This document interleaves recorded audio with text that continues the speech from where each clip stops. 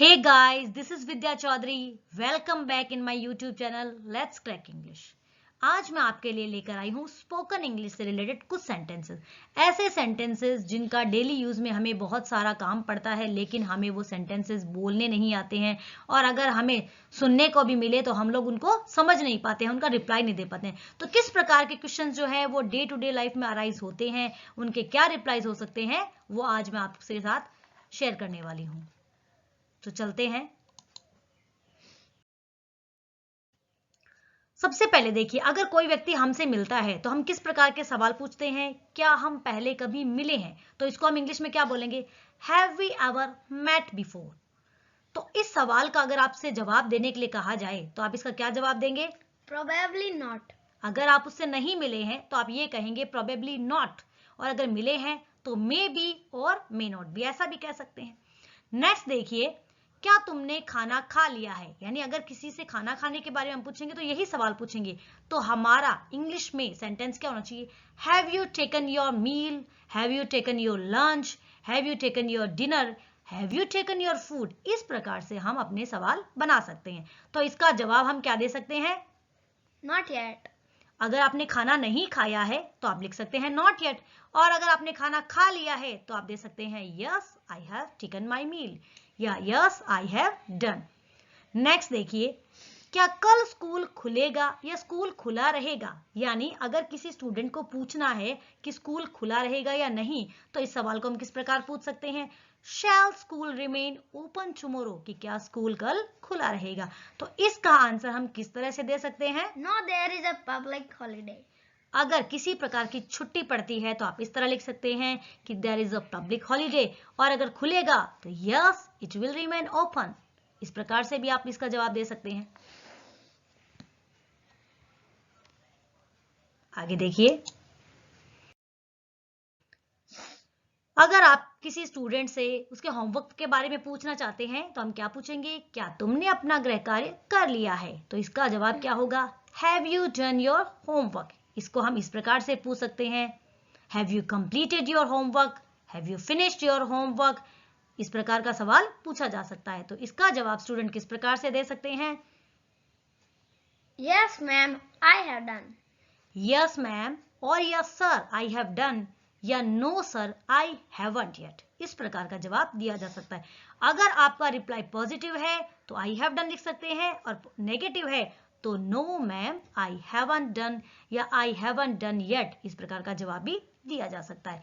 अगला देखिए, अगर हम किसी से कोई काम करवाना चाहते हैं तो हम क्या कहते हैं? क्या तुम मेरे लिए ये काम करोगे? तो वाक्य क्या बनेगा? Will you do it for me? तो इसका जवाब हम किस प्रकार दे सकते हैं? Yes, of course. अगर आपका काम करने का मन है तो यस ऑफ कोर्स दे सकते हैं, अदरवाइज नो आई कांट। इस प्रकार से इसका नेगेटिव आंसर भी दिया जा सकता है। अगला सवाल देखिए, अगर आप किसी से अपने आइडिया के बारे में, विचार के बारे में, थॉट्स के बारे में उसका व्यू जानना चाहते हैं तो क्या कहते हैं आप? क्या आपको यह विचार पसंद आया? तो हम किस प्रकार सेंटेंस बनाएंगे? Did you like this idea? अगर कोई अन्य चीज भी पसंद आई हो तो इस प्रकार से पूछ सकते हैं, did you like this programme? Did you like this function? Did you like this this this this? इस प्रकार से कोई भी चीज जो आपको पसंद आई हो उसकी पसंद नापसंद जानने के लिए हम इस प्रकार का क्वेश्चन पूछ सकते हैं। तो इसका जवाब किस प्रकार से आ सकता है? I liked it earnestly a lot. अब देखिए, अगर आपको बहुत पसंद आया है तो हम लिख सकते हैं आई लाइक्ड इट अर्नेस्टली, या फिर I liked it a lot. Earnestly एक न्यू वर्ड है, आप चाहें तो इसका इस्तेमाल कर सकते हैं, या अलॉट एक सिंपल यूजिंग वर्ड है, आप इसका भी इस्तेमाल कर सकते हैं। अगर नहीं पसंद आया है तो no I didn't like it. इस प्रकार का नेगेटिव आंसर भी दिया जा सकता है। नेक्स्ट देखिए, अगर किसी व्यक्ति से हम पूछते हैं कि उसको किसी चीज का या किसी व्यक्ति का डर लगता है, तो डर के बारे में पूछने के लिए सवाल किस प्रकार हो सकता है? आर यू अफ्रेड ऑफ या स्कैर्ड ऑफ समथिंग? अब देखिए, अफ्रेड ऑफ और स्कैर्ड ऑफ दोनों वर्ड जो है उनका सेम ही अर्थ होता है। तो अगर किसी चीज के बारे में पूछते हैं तो are you afraid of something, और अगर किसी व्यक्ति के बारे में पूछेंगे तो are you afraid of someone. वैसे स्कैर्ड ऑफ भी नया वर्ड है, अच्छा लगेगा तो आप स्कैर्ड ऑफ भी यूज कर सकते हैं।